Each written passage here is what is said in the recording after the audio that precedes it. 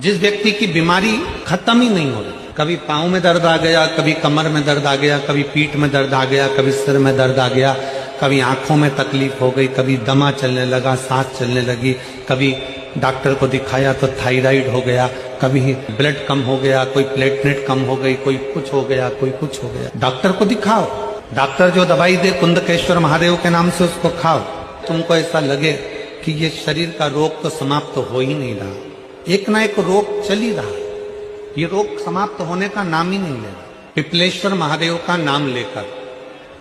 और पिपलेश्वर महादेव का नाम लेकर किसी भी शिवालय में, शंकर के मंदिर में जाकर एक बेलपत्र रखकर उस जो प्रसाद तुम बना कर ले गए हो, जो तुम भोग बना कर ले गए हो, उसका स्पर्श कर कर पिपलेश्वर महादेव का नाम लेकर शंकर को उस भोग को रखकर, बेलपत्र रखकर शिवजी को 7 बार एक ही लोटे का जल, केवल एक लोटे का जल 7 बार उत्तर की ओर मुख कर कर दक्षिण में खड़े होकर शंकर के शिवालय पर 7 बार एक ही लोटे का जल 7 बार थोड़ा थोड़ा कर कर उसको गिरा देगा, शिव जी के ऊपर चढ़ा देगा 7 बार। बाद में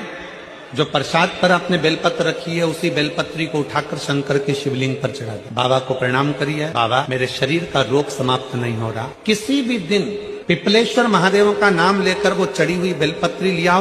प्रसाद लियाओ, घर पर आने पर जैसे ही घर के अंदर प्रवेश करो, सबसे पहले बेलपत्री को चबा चबा कर खा लो। फिर वो जो प्रसाद है, उस प्रसाद को 7 गांठ से थोड़ी थोड़ी देर में 7 बार में उसको खा लेना। बाबा देवाधिदेव महादेव का नाम लेकर, पिपलेश्वर महादेव का नाम लेकर प्रणाम कर कर जल का आचमन, हाथ की हथेली में जल लेकर 7 बार आचमन कर लीजिए और शिव का, पिपलेश्वर महादेव का नाम ले लीजिए। धीरे धीरे